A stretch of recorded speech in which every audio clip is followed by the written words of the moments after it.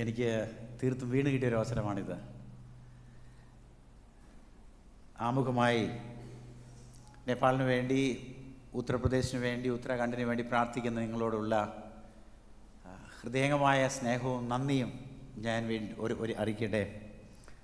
നിങ്ങളിനിയും പ്രാർത്ഥിക്കണം, നിങ്ങളവിടെ കടന്നു വരണം, കർത്താവ് അവിടെ ചെയ്യുന്ന കാര്യങ്ങൾ കാണണം, കർത്താവിൻ്റെ പ്രവൃത്തിയിൽ, കർത്താവിൻ്റെ മിഷനിൽ, കർത്താവിൻ്റെ വലിയ ദൗത്യത്തിൽ പങ്കാളികളാകണം എന്ന് ഞങ്ങൾ നിങ്ങളോട് അഭ്യർത്ഥിക്കുന്നു.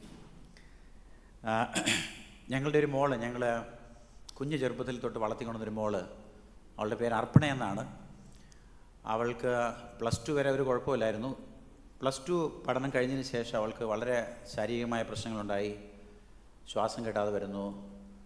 അവസാനം ഞങ്ങൾ അവിടെ പല ഡോക്ടേഴ്സിനെ കാണിച്ചു, അവിടുത്തെ ഹാർട്ട് സ്പെഷ്യലിസ്റ്റുകളെ കാണിച്ചു. അപ്പോൾ അവർക്ക് മനസ്സിലായി കാർഡിയാക് സൈക്കോഡൈസിസ് പറയുന്ന ഒരു രോഗം, ഹാർട്ടിൻ്റെ മസിൽ അങ്ങ് കട്ടിയായി അതിൻ്റെ പ്രവർത്തനം നിലച്ചു പോകുന്ന രോഗമാണ്. അവളുടെ വലിയ ചേച്ചി അങ്ങനെ മരിച്ചുപോയി, അവളുടെ അമ്മ അങ്ങനെ മരിച്ചുപോയി, അപ്പൻ ആക്സിഡൻറ്റിൽ മരിച്ചുപോയി. അപ്പോൾ ആ കുട്ടി, ഞങ്ങൾ പല ഡോക്ടേഴ്സ് പറഞ്ഞു ഇതിൻ്റെ ഒരു മരുന്നൊന്നുമില്ല, ഒരു നിവൃത്തിയില്ല എന്ന് പറഞ്ഞു. അപ്പോൾ ഞങ്ങൾ പ്രാർത്ഥിച്ചു. അങ്ങനെ ഇരിക്കുന്ന സമയത്ത് ഞങ്ങളുടെ കൺമുമ്പിൽ അതിൻ്റെ ഈ ഫംഗ്ഷൻ ഇങ്ങനെ കുറഞ്ഞു പോകും. 50% ഹാർട്ട് പ്രവർത്തിക്കും, പിന്നെ 30, 40, ഇപ്പോൾ ഏതാണ്ട് 25% പ്രവർത്തിക്കുന്നുള്ളൂ. അപ്പോൾ ഞങ്ങളുടെ കൺമുമ്പിൽ ഈ കുഞ്ഞിങ്ങനെ മരിച്ചുകൊണ്ടിരിക്കുന്നത് കണ്ടപ്പോൾ വലിയ സങ്കടം. ഞങ്ങൾ പല സ്ഥലത്തും സംസാരിച്ചു, പ്രാർത്ഥിച്ചു. അപ്പോൾ ഇവിടെ ഉണ്ടായിരുന്ന കോട്ടയത്തുള്ള ചിലർക്ക് അറിയായിരിക്കും ഡോക്ടർ സാജൻ, പലപ്പോഴും ഞങ്ങളെ ഫോണിലൂടെ ഞങ്ങൾ ട്രീറ്റ്മെൻറ്റ് തേടുന്ന ഒരു ഡോക്ടർ അദ്ദേഹത്തോട് പറഞ്ഞു ഇതിന് മരുന്നുകൾ, ഈ തൽക്കാലം ഈ വേദന കണ്ട് അല്ലെങ്കിൽ ഈ പ്രശ്നം കണ്ട് സഹിക്കാൻ കഴിയാത്തപ്പോൾ ഞാൻ ഒന്ന് സഹായിക്കാനായിട്ട് എന്തെങ്കിലും മരുന്നുകളുണ്ടോ ഡോക്ടറിന് ചോദിച്ചപ്പോൾ അദ്ദേഹം ഇവിടുത്തെ കാർഡിയോളജിസ്റ്റുകൾ അവരൊക്കെ ആയിട്ട് സംസാരിച്ച് എനിക്കിവിടെ അത്ഭുതത്തോടെ ദൈവം വഴികൾ ഇങ്ങനെ ഓരോന്ന് അർപ്പണയ്ക്ക് വേണ്ടി തുറക്കുകയായിരുന്നു.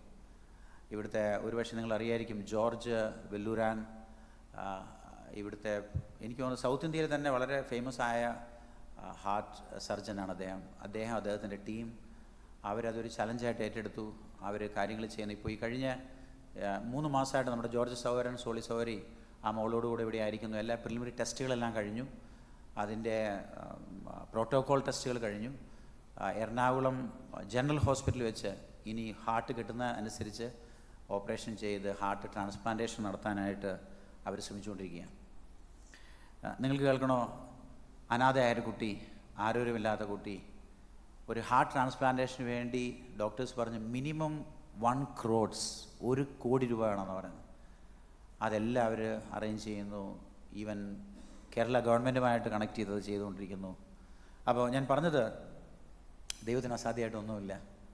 ആ അനാഥ കുഞ്ഞിനെ പോലും, ആരോഗ്യമില്ലാത്തവർ പോലും അത്ഭുതത്തോടെ കരുതുന്ന കർത്താവ്. ഞാൻ പ്രിയമുള്ളവർ പറയട്ടെ, കഴിഞ്ഞ 25 വർഷങ്ങൾ ആയിട്ട് ഞാൻ നേപ്പാളിലാണ്. ഓരോ സമയങ്ങളും ദൈവത്തിൻ്റെ അത്ഭുതകരമായ കരങ്ങൾ, ഇപ്പം ഞാൻ ആത്മയുടെ കാര്യം പറഞ്ഞതുപോലെ ഞങ്ങൾ കണ്ടുകൊണ്ടേയിരിക്കുക. ഇന്നലെ ഞങ്ങൾ ജോർജ് വെല്ലൂരാൻ ഡോക്ടറുമായിട്ട് സംസാരിച്ചപ്പോൾ അദ്ദേഹം വിശ്വാസിയൊന്നുമല്ല.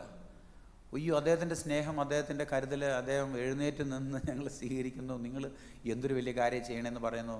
അവസാനം ജോർജ് സാറിനോട് പറഞ്ഞു, പിന്നെ ഇടയ്ക്കിടയ്ക്ക് ഫോൺ ചെയ്ത് ചോദിക്കും, പൈസ വല്ലതും ഉണ്ടോ, പൈസയുടെ എന്താവശ്യങ്ങളും പറയണം. കഴിഞ്ഞ പ്രാവശ്യം നടന്ന ടെസ്റ്റുകളെല്ലാം അദ്ദേഹത്തിൻ്റെ ഒരു ആൻറ്റിയോട്, അമേരിക്ക ആൻറ്റിയോട് വിളിച്ച് പറഞ്ഞ് മുഴുവൻ എക്സ്പെൻസും അവരെടുക്കുക ചെയ്ത്. നന്മകളുള്ള കുറേ മനുഷ്യർ, ദൈവത്തെ സ്നേഹിക്കുന്ന കുറേ മനുഷ്യർ, അങ്ങനെയുള്ളവരെ കാട്ടിത്തരുന്ന കർത്താവ്. അപ്പോൾ അതിൻ്റെ ബന്ധത്തിലാണ് ഞാൻ കടന്നു വന്നത്. ഈ 2 ദിവസമായിട്ട് ഇവിടെ ഉണ്ടായിരുന്നു. ഇന്ന് വീണ്ടും ഞാൻ തിരിച്ച് നേപ്പാളിൽ ഒത്തിരി കാര്യങ്ങളുണ്ട്, തിരിച്ച് നേപ്പാളിലേക്ക് പോകുന്നു. ജോർജ് സുവർണ ഷോളിസ് അവർ ഇവിടെ ഉണ്ടാവും. അപ്പോൾ അവർ പറഞ്ഞത് ജനറൽ ഹോസ്പിറ്റലിൽ തൊട്ടടുത്ത് തന്നെ ഹാർട്ട് ലഭിച്ചു കഴിഞ്ഞാൽ വിത്തിൻ 4 hours അത് ട്രാൻസ്പ്ലാന്റേഷൻ നടക്കണം, അതിൻ്റെ മുഴുവൻ പ്രോസസ്സ് കഴിയണം. അപ്പോൾ അങ്ങനെ ഒരു ഹാർട്ടിന് കിട്ടുന്ന സമയത്ത് വിത്തിൻ ½ an hour ഉള്ളിൽ തന്നെ ടേബിളിൽ ആളെത്തിയിരിക്കണം, ഓപ്പറേഷൻ ടേബിളിൽ. അപ്പോൾ അതിന് ഞങ്ങൾ വീട് അന്വേഷിക്കുകയായിരുന്നു. വീട് കിട്ടാൻ പ്രയാസം. കൃത്യസമയത്ത് മറ്റൊരു കാര്യം ഞാൻ പറയുക, നമ്മുടെ ബെഞ്ചമിൻ ബ്രദർ അവർ ഈ 4-ാം തീയതി സ്റ്റേറ്റ്സിലേക്ക് പോകുന്നു. ബെഞ്ചമിൻ്റെ വീട്, അദ്ദേഹം പറഞ്ഞു, എൻ്റെ വീട് ഇവിടെയുള്ള സകല സാധനങ്ങൾ, ഭക്ഷണ സാധനങ്ങളെല്ലാം നിങ്ങൾക്ക് വന്ന് താമസിക്കുക എന്ന് പറഞ്ഞ് ഇന്നലെ ഞങ്ങൾ അതിൻ്റെ കാര്യങ്ങളും അറേഞ്ച് ചെയ്തു. ഞാൻ പറഞ്ഞത്, ദൈവം വാതിലുകൾ തുറക്കുമ്പോൾ ഓരോന്നേയായി തുറന്ന് തരുന്നത് നമുക്ക് കാണാൻ കഴിയും. ദൈവത്തിൻ്റെ അത്ഭുതകരമായ കാര്യങ്ങൾ നിങ്ങളുടെ പ്രാർത്ഥനയിൽ ഓർക്കണമേ. പ്രിയമോളെ, അർപ്പണമോളെ നിങ്ങൾ ഓർക്കണം. അവൾ കർത്താവിനെ അറിഞ്ഞു, രക്ഷിക്കപ്പെട്ടു, സ്നാനപ്പെട്ടു, കർത്താവിനോട് പ്രാർത്ഥിക്കുന്ന, കർത്താവിനെ സ്നേഹിക്കുന്ന ഒരു കുഞ്ഞിയാണ്. അവൾക്ക് വേണ്ടി പ്രാർത്ഥിക്കാനായിട്ട് ഞങ്ങൾ അപേക്ഷിക്കുന്നു. നിങ്ങൾ നേപ്പാളിന് വേണ്ടി പ്രാർത്ഥിക്കുന്നു. നേപ്പാളിലെ പ്രവർത്തനങ്ങൾ ദൈവം അത്ഭുതത്തോടെ നടത്തുന്നു. ഞങ്ങൾ 1-2 കാര്യം മാത്രം ഞാൻ പറയട്ടെ നേപ്പാളിനെ കുറിച്ച്. ഏതാണ്ട് ഇപ്പോൾ 7 സെൻറ്ററുകളിൽ നമുക്ക് അപ്പനും അമ്മയൊക്കെ ഓരോരുമില്ലാത്ത കുഞ്ഞുങ്ങളെ നമ്മൾ എടുത്ത് വളർത്തുന്നുണ്ട്. ഓർഫനേജ്, മയാസദ എന്ന് പറയും, ലവ് ഹോം. പല സെൻറ്ററുകളിൽ ഞങ്ങൾ വീടുകൾ വാടകയ്ക്ക് എടുത്ത് താമസിക്കും. ചില സമയത്ത് അവർ വീട്ടിൽ നിന്ന് ഇറക്കി വിടും. പ്രത്യേകിച്ച് ജാതീയത ഭയങ്കര അവിടെ. താണജാതി കുഞ്ഞുങ്ങൾ, മുതിർന്ന ജാതി, പല ജാതികളുടെ കുഞ്ഞുങ്ങൾ നമ്മുടെ കൂടെ ഉണ്ട്. അപ്പോൾ അവർ തൊട്ടുതീടായ്മ, പ്രശ്നങ്ങൾ, വീടൊന്ന് മാറുന്നു, ഈ അറിയാലോ, കെട്ടിപ്പറക്കി ഒരു സ്ഥലത്ത് നിന്ന് മറ്റൊരു സ്ഥലത്തേക്ക് പോകണം, പിന്നെ അവിടെ നിന്ന് മറ്റൊരു സ്ഥലത്തേക്ക് പോകണം. സത്യം പറഞ്ഞാൽ ഞങ്ങൾ അന്നൊന്നും പ്രാർത്ഥിച്ചില്ല, കർത്താവ് ഞങ്ങൾക്ക് ഈ കുഞ്ഞുങ്ങൾക്ക് താമസിക്കാൻ ഒരു സ്ഥലം വേണമെന്നൊന്നും. പക്ഷേ ദൈവം അത്ഭുതത്തോടെ ദൈവത്തിൻ്റെ സമയത്ത്, ഇന്ന് നിങ്ങൾ പറയട്ടെ, 5 ജില്ലകളിൽ സ്ഥലങ്ങളിൽ കർത്താവ് ഈ കുഞ്ഞുങ്ങൾക്ക് താമസിക്കാൻ സ്വന്തമായി സ്ഥലവും വീടും ഒക്കെ തന്നിരിക്കുക. ഇനിയും 2 സ്ഥലങ്ങളിൽ ഇല്ല, അതും മറ്റു പല സ്ഥലങ്ങളിൽ ഇനിയും തുടങ്ങാൻ. നേപ്പാൾ ഇപ്പോഴും അനാഥരായ കുഞ്ഞുങ്ങൾ ഒത്തിരിയുണ്ട്. ഈ കഴിഞ്ഞ 2 മാസത്തിനുള്ളിൽ തന്നെ ഏതാണ്ട് 14ഓളം കുഞ്ഞുങ്ങൾ, പുതിയ കുഞ്ഞുങ്ങൾ, അപ്പനും അമ്മയും ആരോരുമില്ലാത്ത കുഞ്ഞുങ്ങൾ മായസിലേക്ക് ചേർക്കപ്പെട്ടു. ഞാൻ പറഞ്ഞു വന്നത്, ദൈവത്തിൻ്റെ അത്ഭുതകരമായ പ്രൊവിഷൻസ് ഞങ്ങളുടെ ജീവിതത്തിൽ ഞങ്ങൾ അനുഭവിച്ചറിയാം. ഞാനൊരിക്കലും പറഞ്ഞെന്ന് തോന്നുന്നു, മായാസദൻ ഓർഫനേജ് തുടങ്ങുന്ന സമയത്ത് 25 വർഷം മുമ്പ് 6 കുഞ്ഞുങ്ങളെ ഞങ്ങൾ കൊണ്ടുവന്ന് ഞാനും എൻ്റെ ഭാര്യ ജെസ്സി ഞങ്ങൾ അന്ന് കൈകോർത്ത് പിടിച്ച് പ്രാർത്ഥിച്ചൊരു കാര്യമുണ്ട്. കർത്താവേ, ജോർജ് മുള്ളറിൻ്റെ biography, Hudson Taylor, God's work done in God's way will never lack of God supply, അതൊക്കെ ഞങ്ങൾ ഒത്തിരി ചലഞ്ച് ചെയ്ത കാര്യങ്ങളാണ്. ഞങ്ങളൊന്ന് പ്രാർത്ഥിച്ചു, കർത്താവേ, ഞങ്ങളെല്ലാം കളഞ്ഞ് ഞങ്ങളുടെ വേലയ്ക്ക് ഇറങ്ങി. അങ്ങ് അപ്പനും അമ്മയില്ലാത്ത കുഞ്ഞുങ്ങളുടെ അങ്ങാണല്ലോ. വചനം പറയുന്നു, I am the father of fatherless. ഇവരുടെ ആവശ്യങ്ങൾ അങ്ങ് നടത്തി തരണം, ഞങ്ങളുടെ ആവശ്യങ്ങൾ അങ്ങ് നടത്തി തരണം. ഞങ്ങൾ ആരുടെ മുമ്പിൽ പോയി കൈ നീട്ടി ഞങ്ങളെ സഹായിക്കണം, ഞങ്ങൾക്ക് പൈസ തരണമെന്ന് പറയാൻ ഞങ്ങളില്ല. ഞാൻ പറയട്ടെ, ദൈവസന്നിധിയിൽ നിന്ന് പറയാനുള്ളൂ, കഴിഞ്ഞ 25 വർഷം ആ കർത്താവ് ഞങ്ങൾ അത്ഭുതത്തോടെ നടത്തിക്കൊണ്ടിരിക്കുക. ഇതുവരെ ആരുടെ മുമ്പിൽ കൈ നീട്ടാൻ ദൈവം ഞങ്ങൾ അനുവദിച്ചിട്ടില്ല. ഇന്ന് മായസദൻ മുമ്പോട്ട് പോകാൻ ഏതാണ്ട് 10-30ഓളം കുട്ടികളും ബാച്ചലർ ലെവലിൽ പഠിക്കുന്നു, മാസ്റ്റർ ലെവലിൽ പഠിക്കുന്ന കുട്ടികൾ, 1.5 വയസ്സ് 2 വയസ്സ് മുതലുള്ള കുഞ്ഞുങ്ങൾ, 25-24 വയസ്സുള്ള കുഞ്ഞുങ്ങൾ, കല്യാണം കഴിച്ച് ഒരുമിച്ച് ഞങ്ങളുടെ കൂടെ ഒരുമിച്ച് വേല ചെയ്യുന്ന ഒത്തിരി ഫാമിലീസ്. ഏതാണ്ട് 4-5 കോടി രൂപ ഒരു വർഷം വേണം. He's providing, amazingly he's providing. അത്ഭുതത്തോടെ കർത്താവ് തന്നുകൊണ്ടിരിക്കുക. ഞാൻ പറയട്ടെ പ്രിയമുള്ളവരെ, നമ്മൾ ഈ ബൈബിള് ഏലിയാവിൻ്റെ ദൈവം, ഏലിയാവിന് കൊടുത്ത ദൈവം, അല്ലെങ്കിൽ ജോർജ് മുള്ളർ ദൈവം, ആ ദൈവം ഒന്നും ജീവിക്കുന്നു. Still he's alive. കർത്താവിന് മുമ്പിലേക്ക് നമ്മൾ വിട്ടുകൊടുക്കാൻ നാം തയ്യാറാകുമ്പോൾ ആ ദൈവം നമ്മുടെ അത്ഭുതത്തോടെടുത്ത് ഉപയോഗിക്കും. ഞാൻ പറഞ്ഞത്, അവിടെ ദൈവം നടത്തുന്നു ഒത്തിരി 10-22 സ്ഥലങ്ങളിലെ സഭകൾ, കൊച്ചും ചെറുതും വലുതുമായ സ്ഥാനീയ സഭകൾ. അതോടൊപ്പം ഉത്തർപ്രദേശിലെ പല സ്ഥലങ്ങളിൽ പ്രവർത്തനം നടക്കുന്നു. ഞാൻ എല്ലാവരും ഒരുമിച്ച്, പ്രത്യേകിച്ച് നമ്മളൊക്കെ പാട്ടൊക്കെ പാടി ദൈവത്തെ ആരാധിച്ചു. എനിക്ക് വലിയ സന്തോഷം തോന്നി. എന്നറിയോ, ദൈവത്തെ അറിഞ്ഞ ദൈവത്തിൻ്റെ മക്കളായ നമ്മുടെ പ്രിയപ്പെട്ട സഹോദരങ്ങൾ, ഉത്തർപ്രദേശ് സഹോദരങ്ങൾക്ക് യാതൊരു നിവൃത്തിയില്ല ഇങ്ങനെ പാട്ട് പാടാനായിട്ട്. വളരെ രഹസ്യമായിട്ട് പോയി പ്രാർത്ഥിച്ച്, അതും പോകുന്നത് വളരെ ആൾക്കാരൊക്കെ കാണാതെ വളരെ രഹസ്യമായി പോയി പ്രാർത്ഥിച്ച് അവരോട് വചനമൊക്കെ പറഞ്ഞ് ഏത് നിമിഷവും പിടിക്കപ്പെടാം. ഉത്തർപ്രദേശിൽ ഇപ്പോഴും ബൈബിളുമായിട്ട് നടന്നു കഴിഞ്ഞാൽ പിടിച്ച് ജയിലിടുക. ബൈബിൾ കണ്ട, വേറെ ഒന്നും വേണ്ട, നിങ്ങൾ പ്രസംഗിക്കുകയും വേണ്ട, ഒന്നും ആളോട് പറയുകയും വേണ്ട. കയ്യിൽ ബൈബിളുണ്ടോ പോലീസ് കണ്ടോ, അരെ ഭയ്യ മോദി കോ സർക്കാർ ഹൈ, യോഗി കോ സർക്കാർ ഹൈ, ആപ് ക്യാ കർ രഹാ ഹൈ, ബൈബിൾ. അങ്ങനെ ഒരു സ്ഥിതിയിൽ നമ്മളിന്ന് നോർത്ത് ഇന്ത്യയിലുള്ളത്. പക്ഷേ നമ്മൾ എത്ര സന്തോഷത്തോടെ ദൈവത്തെ, നിങ്ങൾക്കറിയാമോ, അവർക്ക് പ്രത്യേകിച്ച് ഈ ദോലക്കെന്ന് പറയും, ദോലക്കൊക്കെ ആട്ടിച്ച് ഇങ്ങനെ ദൈവത്തെ ആരാധിക്കാൻ സ്തുതി, ഇതൊന്നുമല്ല അവരുടെ ശബ്ദം. അവരൊരു 10 പേര് മതി ഇത് ഹോള് പൊളിക്കുന്ന രീതിയിൽ അവർ പാട്ട് പാടും. അത്ര സന്തോഷത്തോടെ പാട്ട് പാടുന്ന, അതിൽ സന്തോഷിക്കുന്നവരവർ. പക്ഷെ അതൊന്നും നടക്കുന്നില്ല അവിടെ, പറ്റില്ല. അതിനു വേണ്ടി പ്രശ്നങ്ങളാണ്. ഞാൻ പറയട്ടെ, കേരളത്തിൽ എത്ര കാലം ഇങ്ങനെ ഉണ്ടെന്ന് അറിയില്ല കേട്ടോ. നമ്മൾ വിചാരിക്കുക അതൊക്കെ നോർത്തുകാർ. ദൈവം തരുന്ന അവസരങ്ങൾ, ദൈവം തരുന്ന ആ സാധ്യതകൾ, അത് നമുക്ക് ഉപയോഗിക്കാം. ഞാൻ അതുകൊണ്ട് പറഞ്ഞത്, ഹൃദയം നിറഞ്ഞ് കിട്ടുന്ന അവസരങ്ങൾ ദൈവത്തെ ആരാധിക്കാൻ, ദൈവത്തെ സ്തുതിക്കാനൊക്കെ ദൈവം നമ്മളെ സഹായിക്കട്ടെ. നോർത്ത് ഇന്ത്യയിൽ പ്രവർത്തനം നടക്കുന്നു. പക്ഷേ ഇതിൻ്റെ ഇടയ്ക്കും കർത്താവിൻ്റെ വേല കർത്താവോടെ ചെയ്തുകൊണ്ടിരിക്കുന്നു. പലരും ക്രിസ്തുവിലേക്ക് വരുന്നു. അവിടെ കണ്ട് ഒരു പ്രത്യേകത ഞാൻ പറയട്ടെ, നിങ്ങൾ ഈ വാർത്തകളൊക്കെ വായിക്കണ്ടല്ലോ. ഞാൻ പറയും വ്യക്തിപരമായിട്ട്, മോദി ഇനിയും ഭരിക്കട്ടെ, യോഗി ഇനിയും ഭരിക്കട്ടെ, പെർസിക്യൂഷൻ, എന്താ പറയുക, ഉപദ്രവങ്ങൾ ഇനിയും കൂടട്ടെ. അതിൻ്റെ മധ്യത്തിൽ കർത്താവിന് വേണ്ടി നിൽക്കുന്ന കർത്താവിൻ്റെ ശിഷ്യന്മാരെ ഞങ്ങൾ കണ്ടുകൊണ്ടിരിക്കുക. അവിടെ ജീവൻ പോകാനും ജയിലിൽ പോകാനും തയ്യാറായ അനേക ക്രിസ്തു ശിഷ്യന്മാർ നോർത്ത് ഇന്ത്യയിൽ എഴുന്നേറ്റുകൊണ്ടിരിക്കുക. ഞങ്ങൾ സ്നാനപ്പെടുന്നതിന് മുമ്പ് പറയും, ജയിലിൽ പോവും, തല്ലുകൊള്ളും, ഗ്രാമത്തിൽ നിന്ന് പുറത്താക്കും. അരെ ഭയ്യ हम तैयार है भैया, हम प्रभु के लिए मरने के लिए तैयार है भैया, हम प्रभु के लिए जेल में जाने के लिए तैयार है भैया, हम नहीं छोड़ेंगे भैया. അത് നടന്നുകൊണ്ടിരിക്കുക. ഞാൻ എൻ്റെ ജീവിതത്തിൽ അനുഭവിച്ച കാര്യമാണ്. നേപ്പാൾ ഞാൻ ചെല്ലുന്ന സമയത്ത് ലോകത്തിലെ ഏക ഹിന്ദു രാഷ്ട്രം, സുവിശേഷം പറഞ്ഞാൽ 3 വർഷം ജയില്, ഒരാളെ സ്നാനപ്പെടുത്തിയത് കണ്ടു കഴിഞ്ഞാൽ 5 വർഷം ജയില്. ബോർഡറുകളിൽ നമ്മൾ കടന്നു പോകുമ്പോൾ അവിടെ ബൈബിളോ അങ്ങനെ എന്തെങ്കിലും കണ്ടു കഴിഞ്ഞാൽ അവർ കടത്തിവിടാൻ സമ്മതിക്കില്ലായിരുന്നു. അത്ര പ്രശ്നം നടന്നുകൊണ്ടിരുന്ന നേപ്പാളിൽ, പെർസിക്യൂഷൻ്റെ അതിൻ്റെ ഭയങ്കര ഭീകരത നടന്നുകൊണ്ടിരുന്ന നേപ്പാളിൽ ആ സമയത്താണ് ശരിയായ വലിയ സഭയുടെ വളർച്ച നേപ്പാളിലുണ്ടായത്. അനേകർ കർത്താവിനെ അറിയാനും അനേകർ പ്രാർത്ഥിക്കുവാനും അനേകർ കണ്ണുകളിലൂടെ പ്രാർത്ഥിക്കുവാനും. ഇന്ന് ഞങ്ങൾ പാടുന്നൊരു പാട്ടുണ്ട്, ഗോർക്കാളിക്കോ മൻ ഖോൽനുസ് പ്രഭു എന്ന് പറഞ്ഞൊരു പാട്ട്. അതായത് കർത്താവെ അങ്ങ് നേപ്പാളികളുടെ ഹൃദയം തുറക്കണം, ഈ നേപ്പാൾ അങ്ങ് അറിയണം, ഈ ഹിന്ദു രാജ്യം മാറണം, അവർ ജീവനുള്ള ദൈവത്തെ അറിയണം, വിഗ്രഹങ്ങളെ വിട്ട് അവിടെ മാറണം. ദൈവം മാറ്റി പ്രിയപ്പെട്ടവരെ, അത്ഭുതത്തോടെ മാറ്റി.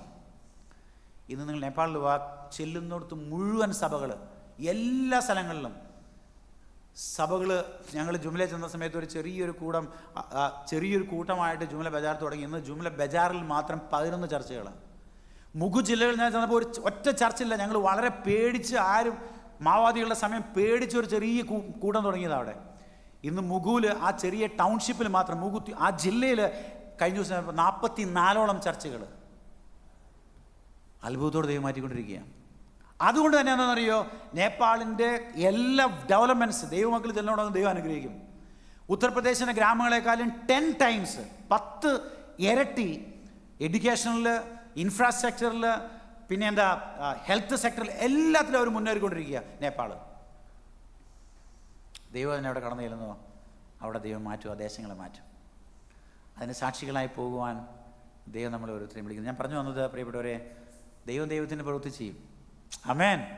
നോർത്ത് ഇന്ത്യയിൽ ഞാൻ പറയട്ടെ, ഉത്തർപ്രദേശിൽ വരും കാലങ്ങളിൽ, ഉത്തർപ്രദേശ്, ബീഹാർ, മുഴുവൻ നോർത്ത് ഇന്ത്യയിൽ, ഉത്തരാഖണ്ഡിൽ ഞങ്ങൾ ഈ ഉത്തർപ്രദേശിൽ ഞങ്ങളുടെ ഒരു പ്രശ്നം ഉണ്ടായിരുന്നു.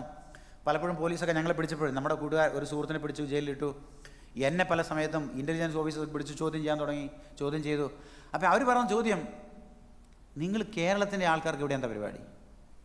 അപ്പോൾ യേശു ക്രിസ്തുവിൻ്റെ സ്നേഹം, നിങ്ങൾ അവിടെ നിന്ന് പൈസ കൊണ്ടുവന്ന് ഇവിടെ ആൾക്കാരെ മതം മാറ്റുന്ന പരിപാടിയാണ്. അരെ ആപ് ലോഗ് ക്യാ കർ രഹാ ഹൈ ഇധർ? അതായിരുന്നു അവരുടെ ചോദ്യം. അപ്പോൾ ഇന്ന് ലക്കിംപൂരിൽ ഞങ്ങൾക്ക് കർത്താവ് അത്ഭുതത്തോടെ ഒരു സ്കൂൾ തന്നിട്ടുണ്ട്, നല്ലൊരു സ്കൂൾ. നിങ്ങളൊക്കെ വരണം കേട്ടോ, അവിടെയൊക്കെ ഒന്ന് പഠിപ്പിക്കാനൊക്കെ വന്ന ആൾക്കാർ, പാവപ്പെട്ടവരുടെ മധ്യത്തിൽ ഒരു സ്കൂൾ തുടങ്ങി. അപ്പോൾ കഴിഞ്ഞ ദിവസം ഒരു DSP നമ്മളെ പിടിച്ച് ചോദ്യം ചെയ്തപ്പോൾ എന്നോട് ചോദിച്ചു, എന്താ ക്യാ കർ രഹാ ഹൈ ആപ് ഇധർ കേരള വാല? ഞാൻ പറഞ്ഞു, ഞങ്ങളുടെ സ്കൂളുണ്ടോ, ഞങ്ങൾ ഇവിടെ കുഞ്ഞുങ്ങളെ പഠിപ്പിക്കുന്നു. അപ്പോൾ അദ്ദേഹം പറയും, അരേ वो तो बहुत बढ़िया, आप लोग बहुत ज्ञानी लोग, तो बहुत अच्छा काम कर रहा है, നിങ്ങൾ നല്ല കാര്യമാണ് ചെയ്യുന്നത്. അപ്പോൾ ഞാൻ പറയട്ടെ, ഉത്തർപ്രദേശിൽ നിൽക്കാനായിട്ട് നമുക്കൊരു സ്റ്റാൻഡ് കിട്ടി. ഞാൻ പറഞ്ഞത് കർത്താവിൻ്റെ കേരളത്തിൽ നടന്ന സംഭവം അതല്ലേ. പള്ളി തുടങ്ങി, പള്ളിയുടെ കൂടെ ഒരു കൂടം വെച്ചു, അങ്ങനെ എന്ത് ചെയ്തു, പള്ളിക്കൂടം എന്ന് പേരുണ്ടായത് അങ്ങനെയാണെന്ന് പറയുന്നത്. നമ്മുടെ കേരളത്തിൽ മുഴുവൻ മാറ്റിമറിച്ചത് വിദ്യാഭ്യാസം. ഞാൻ പറയട്ടെ പ്രിയമുള്ളവരെ, എൻ്റെ ആഗ്രഹമാണ്, എനിക്കറിയില്ല കർത്താവ് ചെയ്യുന്നു, ഉത്തർപ്രദേശിൽ ഓരോ ജില്ലകളിലും അറ്റ്ലീസ്റ്റ് ഓരോ മിഷൻ സ്കൂളുകൾ വേണം.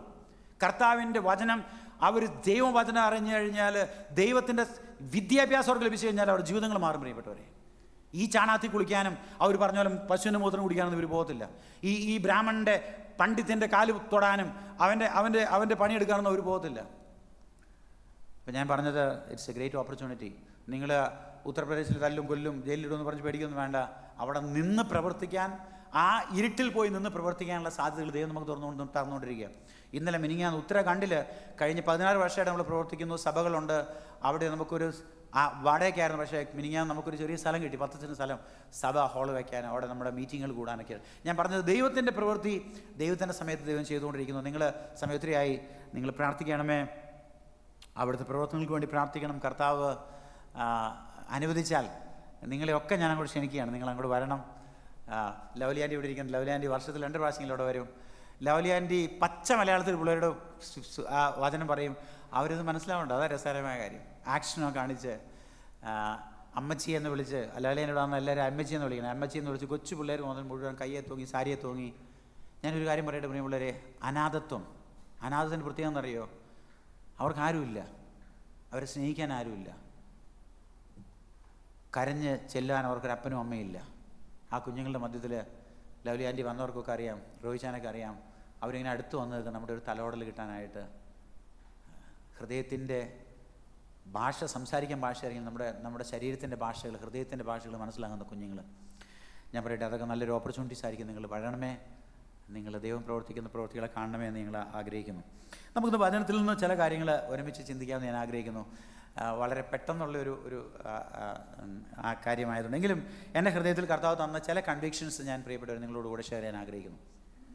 ഞങ്ങൾ ശ്രദ്ധിക്കണമേ, നേപ്പാളിൽ ഞങ്ങൾ ഈ കുഞ്ഞുങ്ങളെ എടുത്ത് അവരോട് രാവിലെ ബൈബിൾ സ്റ്റഡി, വൈകുന്നേരം ബൈബിൾ സ്റ്റഡി, പ്രാർത്ഥന, ഒരുമിച്ച് പാട്ട് പാടൽ തുടക്കം മുതൽ വലിയ പ്രശ്നമായിരുന്നു. ഡിസ്ട്രിക്ട് അതോറിറ്റീസ് വന്ന്, ഡിസ്ട്രിക്ട് കളക്ടേഴ്സും DSP ഒക്കെ വന്ന് പലപ്പോഴും പ്രശ്നങ്ങളുണ്ടാക്കിയിട്ടുണ്ട്. അപ്പോൾ അന്നൊക്കെ ഞാൻ അവരോട് പറഞ്ഞൊരു കാര്യം എന്ന് വെച്ചിട്ടുണ്ടെങ്കിൽ, നിങ്ങൾ എന്തിനാ ഈ കുഞ്ഞുങ്ങളെ അല്ലെങ്കിൽ ഇവിടെയുള്ള ആൾക്കാരെയൊക്കെ ഇങ്ങനെ കൺവേർട്ട് ചെയ്യുന്നത്? Why are you converting this people? നിങ്ങൾ ഇവരെ കൺവേർഷൻ നടത്തുന്നത് എന്തിനാണ്? അപ്പോൾ ഞാൻ അന്ന് അവരോട് പറഞ്ഞൊരു കാര്യമുണ്ട്, സാറേ നിങ്ങൾ എന്തർത്ഥത്തിലെ കൺവേർഷൻ എന്ന് പറയുന്നത്? ഞങ്ങളിവരുടെ പേര് മാറ്റുന്നില്ല, ഞങ്ങളിവരുടെ ജാതി മാറ്റുന്നില്ല, അവരുടെ പേര് അത് തന്നെ, അവരുടെ ജാതി അത് തന്നെ. Then what you mean by conversion? അപ്പോൾ അതിന് അവർക്ക് പറയാനായിട്ട് പ്രത്യേകിച്ച് ഉത്തരവൊന്നുമില്ലായിരുന്നു. അവർ പറഞ്ഞു, എന്നാലും നിങ്ങൾ രീതികൾ, പ്രാർത്ഥന. അപ്പോൾ അതിൽ ഞങ്ങളിതിന് പിടിച്ച് നിൽക്കാറുണ്ട്. ഉത്തർപ്രദേശിൽ പ്രവർത്തനം തുടങ്ങിയപ്പോഴും അത് തന്നെ ഞങ്ങൾ പറയാറുണ്ട്. ഞങ്ങൾ എല്ലായിടത്തും പ്രസംഗിക്കാറുണ്ട്, ക്രിസ്ത്യാനി ആയതുകൊണ്ട് കാര്യമൊന്നുമില്ല, ഹൃദയത്തിൽ മാറ്റം, ക്രിസ്തുവിനെ ശിഷ്യനായി ക്രിസ്തുവിനെ പിൻപറ്റുവാൻ നിങ്ങൾ തയ്യാറാകണമെന്ന്. അപ്പോൾ അവിടെയും പല പ്രാവശ്യം പല ഓഫീസേഴ്സിനോട് സംസാരിച്ച് ഞാൻ പറഞ്ഞിട്ടുണ്ട്, ഞങ്ങൾ what you mean by conversion? ഞങ്ങൾ അവരുടെ ജാതി മാറ്റിയിട്ടില്ല, ഞങ്ങളുടെ പേര് മാറ്റിയിട്ടില്ല, അവരുടെ ജീവിതം മാറുന്നു. അതാണ് നമ്മൾ ആദ്യം പറഞ്ഞു വിടുന്നത്. അത് ശ്രദ്ധിക്കണമേ, ഉത്തർപ്രദേശിലെ ഗവൺമെൻറ് ആദ്യം ഉണ്ടാക്കിയ ആൻറ്റി കൺവേർഷൻ ബില്ല് കൺവേർഷൻ എന്നുള്ള എക്സ്പ്ലനേഷൻ കൊടുത്തില്ലായിരുന്നു. ഇപ്പോൾ അവരത് റിവൈവ് ചെയ്തിട്ട് വീണ്ടും ഒരു പുതിയൊരു ബില്ല് അതിൻ്റെ അമെൻമെൻറ്റ് നടത്തി. അതിലെന്ത് എഴുതിയിരിക്കുന്നത് അറിയോ? കൺവേർഷൻ മീൻസ് മാറ്റം എന്ന്. കൺവേർഷൻ എന്ന് പറഞ്ഞാൽ അവർ പറയുന്നത്, കൺവേർഷൻ മലയാളത്തിൽ എന്താ പറയുക? കൺവേർഷൻ മനസ്സിലാവില്ല. പരിവർത്തനം എന്ന് പറഞ്ഞു കഴിഞ്ഞാൽ ആചരിച്ചിരുന്ന ആചാരങ്ങളിൽ മാറ്റം വന്നു കഴിഞ്ഞാൽ അത് കൺവേർഷൻ എന്ന് പറഞ്ഞത്. വിഗ്രഹങ്ങളെ ആരാധിച്ചിരുന്നു, ഇപ്പോൾ വിഗ്രഹങ്ങളെ ആരാധിക്കുന്നില്ല, you are converting the people. നേരത്തെ പൂജകൾ ചെയ്യുമായിരുന്നു, ഇപ്പോൾ പൂജ ചെയ്യുന്നില്ല, ഞാനും പൂജ ഒന്നും ചെയ്യില്ല, പേരെ മാറ്റുന്നില്ല, ജാതി മാറ്റുന്നില്ല, പക്ഷെ പൂജ ചെയ്യുന്നില്ല എന്ന് വെച്ചാൽ ദാറ്റ്സ് എമൗണ്ട്സ് കൺവേർഷൻ. അപ്പോൾ ഞാനിങ്ങനെ എൻ്റെ മനസ്സിൽ ദിവസങ്ങൾ വരികയാണ് പ്രിയപ്പെട്ടവരെ, യഥാർത്ഥമായും കർത്താവ് നമ്മളെ കൺവേർട്ട് ചെയ്യുന്നവരാണ്. He's converting the people. 1-ാം നൂറ്റാണ്ട് മുതൽ ഇന്ന് വരെയും കർത്താവ് മനുഷ്യരുടെ ജീവിതത്തെ പരിവർത്തനം വരുത്തിക്കൊണ്ടിരിക്കുക. It's a real conversion is happening everywhere. ആ കൺവേർഷൻ ഇന്ന് നടന്നുകൊണ്ടിരിക്കുക. മനുഷ്യരുടെ ജീവിതങ്ങളെ, അവരുടെ ജീവിതത്തിൻ്റെ ആഗ്രഹങ്ങളെ, സ്വപ്നങ്ങളെ, അവരുടെ ജീവിതത്തിൻ്റെ ലക്ഷ്യങ്ങളെ മുഴുവൻ ക്രിസ്തു അവരുടെ ജീവിതത്തിൽ വരുമ്പോൾ അവരുടെ ജീവിതങ്ങൾ യഥാർത്ഥമായി മാറി നമുക്ക് കാണാൻ കഴിയും. That is what is conversion. അപ്പോൾ എനിക്ക് ഈ ദിവസങ്ങൾ മനസ്സിലായിരുന്നു, റിയൽ കൺവേർഷൻ ഈസ് ഹാപ്പനിങ്. ഉത്തർപ്രദേശിലും നേപ്പാളിലൊക്കെ ഞങ്ങൾ കണ്ടുപിടിക്കുന്ന കാര്യമാണ്. അവരുടെ ജീവിതത്തിൻ്റെ അടിമുടി ജീവിതം മാറ്റിമറിയുന്നത്, ജീവിതങ്ങൾ ക്രിസ്തു മാറ്റിമറിക്കുന്നത്, സുവിശേഷം മാറ്റിമറിക്കുന്നത് ഞങ്ങൾ കണ്ടുകൊണ്ടിരിക്കുക ഈ ദിവസങ്ങൾ. നമുക്കറിയാം, പുതിയ നിയമത്തിലേക്ക് വരുമ്പോൾ ഏറ്റവും പ്രസിദ്ധമായൊരു കൺവേർഷൻ ഉണ്ട്. എല്ലാവർക്കും അറിയുന്നൊരു കൺവേർഷൻ. ആരുടെ കൺവേർഷനാണ്? ശൗൽ എന്ന് പറയുന്ന വ്യക്തിയുടെ ജീവിതത്തിൽ വരുന്ന മാറ്റം, അത്ഭുതകരമായ മാറ്റം, അത്ഭുതകരമായ കൺവേർഷൻ. ഇന്ന് അല്പസമയം, ബാക്കി സമയം നമുക്ക് ആ ഭാഗം നമുക്ക് ഒരുമിച്ച് വായിക്കാൻ ഞാൻ ആഗ്രഹിക്കുന്നു. അതിൽ 1-2 ചില പോയിന്റ്സുകൾ, ചില കാര്യങ്ങൾ, എൻ്റെ ഹൃദയത്തിൽ വന്ന ചില കാര്യങ്ങൾ നിങ്ങളോടുകൂടെ ഷെയർ ചെയ്യാൻ ഞാൻ ആഗ്രഹിക്കുന്നു. നമുക്ക് അപ്പോസ്തല പ്രവൃത്തികൾ അതിൻ്റെ 9-ാം അധ്യായത്തിലാണ് ശൗലിൻ്റെ, അപ്പോസ്തലനായ പൗലോസിൻ്റെ ആ കൺവേർഷൻ, അദ്ദേഹത്തിൻ്റെ ജീവിതത്തിൽ വരുന്ന അത്ഭുതകരമായ കൺവേർഷൻ നമ്മൾ കാണുന്നത്. എങ്കിലും നമുക്ക് അതിൻ്റെ 22-ാം അധ്യായത്തിൽ കുറച്ചുകൂടി പൗലോസ് സ്വന്തം ഓട്ടോബയോഗ്രഫി എന്ന് പറയുമല്ലോ, പൗലോസ് സ്വന്തം തൻ്റെ അനുഭവത്തെക്കുറിച്ച് പറയുന്ന ആ ഭാഗം വായിക്കാം എന്ന് വിചാരിക്കുന്നു. ആദ്യത്തെ ഭാഗം ലൂക്കോസ് നമുക്ക് എഴുതി തന്നു. പക്ഷേ 22-ാം അധ്യായത്തിൽ പൗലോസ് സ്വന്തം ആ കൺവേർഷനെ കുറിച്ച് പറയുന്നത് നമുക്ക് വായിക്കാൻ ഞാൻ ആഗ്രഹിക്കുന്നു. അതിൻ്റെ 22-ാം അധ്യായത്തിൻ്റെ 3-ാം വാക്യം മുതൽ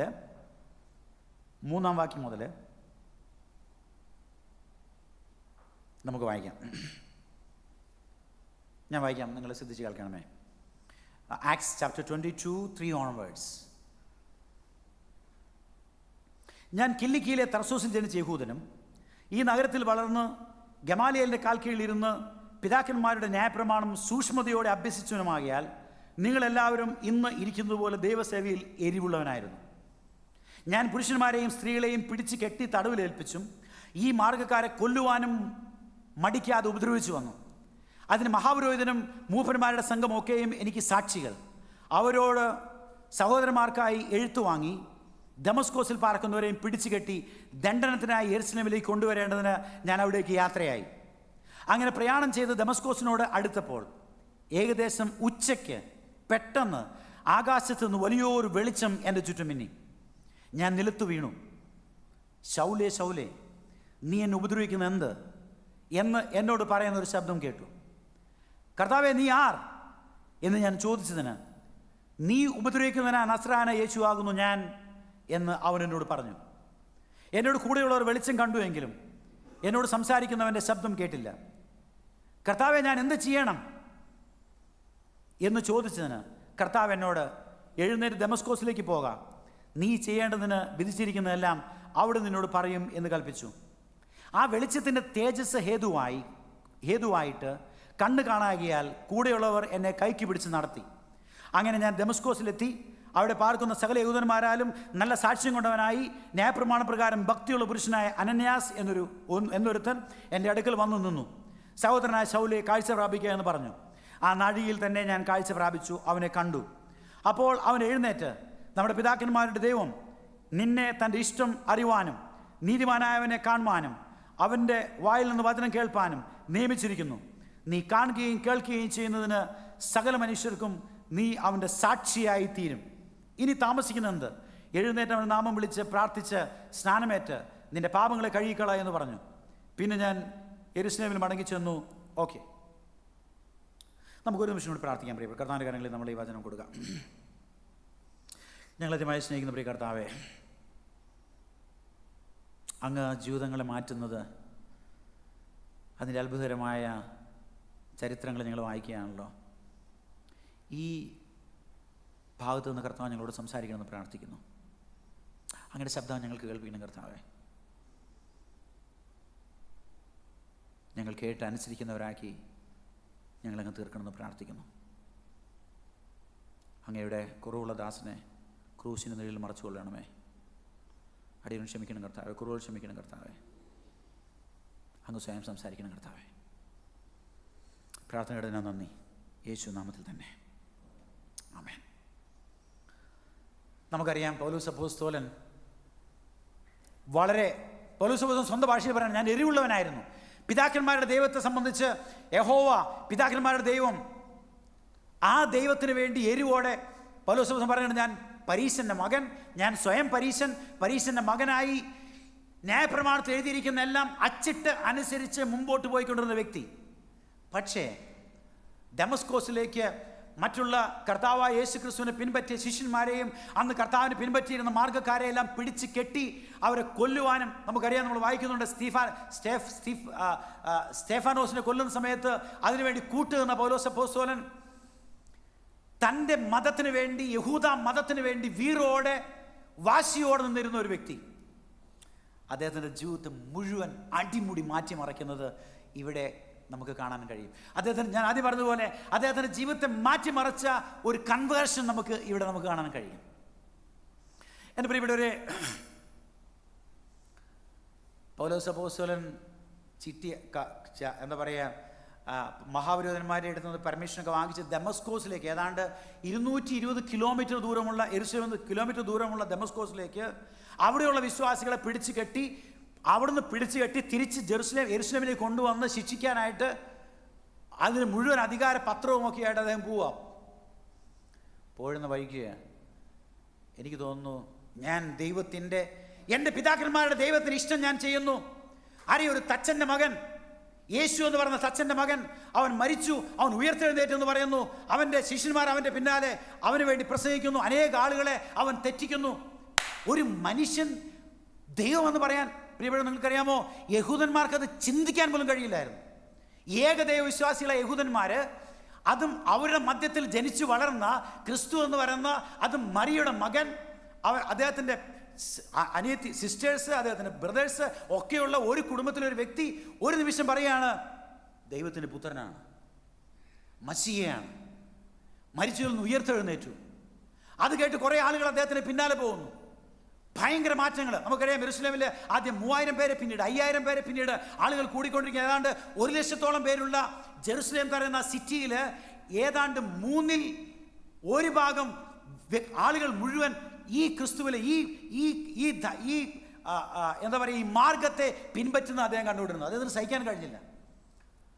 അതിനെതിരായിട്ട് നിന്ന പൗലോസ് അപ്പോസ്തലൻ ദമസ്കോസിലേക്ക്, അവിടെയെല്ലാം പ്രശ്നങ്ങളുണ്ടാക്കി ദമസ്കോസിലേക്ക് പോയി, ചുറ്റോടുള്ള അവിടെയും പോയി, അവിടെയുള്ള ആളുകളെ പിടിച്ചു കെട്ടുവാനായിട്ട് പോകുന്ന സമയത്ത് നമുക്കറിയുന്ന കഥയാണല്ലോ, കർത്താവായ യേശു ക്രിസ്തു. മറ്റു സമയത്ത് പൗലോസ് പറയാനുണ്ട്, ക്രിസ്തു കർത്താവ് പൗലോസ് അപ്പോസ്തലന് പ്രത്യക്ഷപ്പെട്ടു.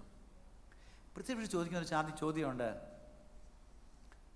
നീ ഉപദ്രവിക്കുന്ന ക്രിസ്തു എന്ന് കർത്താവ് പറയുമ്പോൾ നീ ആരാകുന്നു എന്ന് ചോദിക്കുന്ന ഒരു ചോദ്യം പൗലോസ് ചോദിക്കുന്നത് ഇവിടെ പറയുന്നുണ്ട്. നമ്മളത് ഈ മറ്റേ 9-ാം അധ്യായം വായിക്കുമ്പോഴും അവിടെ നമുക്ക് കാണാൻ കഴിയും, നീ ആരാകുന്നു കർത്താവേ.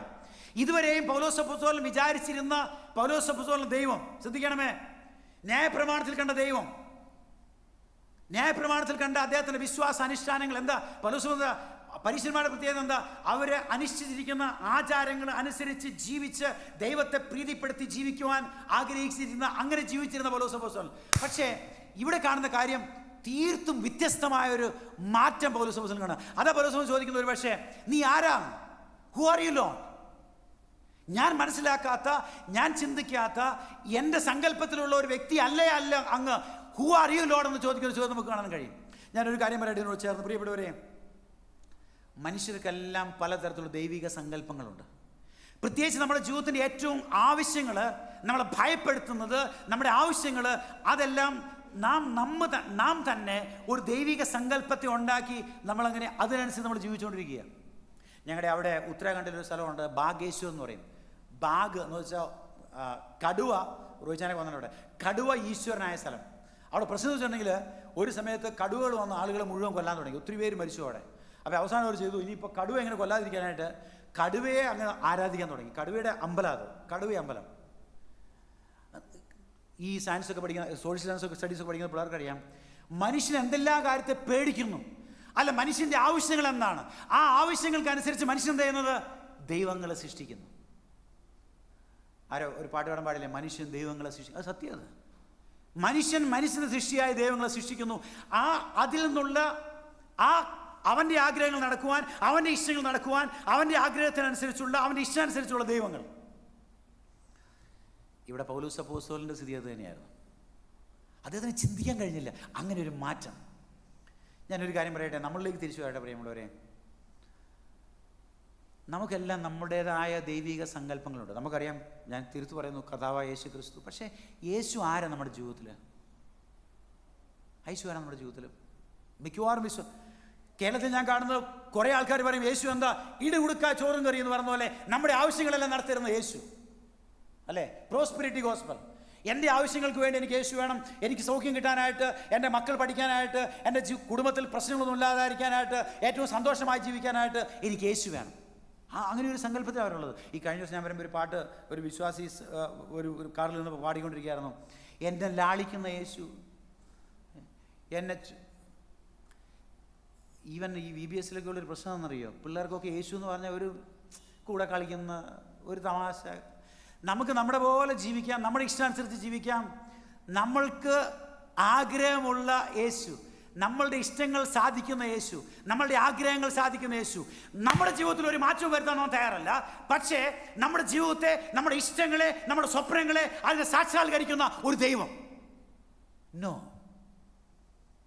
C.S. ലൂയിസ് ഇങ്ങനെ പറയാനിടയായി തീർന്നു, God is an untamed lion. ദൈവത്തെ നമ്മുടെ ഇഷ്ടത്തിന് നമുക്ക് വളച്ചൊടിക്കാൻ കഴിയില്ല പ്രിയപ്പെട്ടവരെ.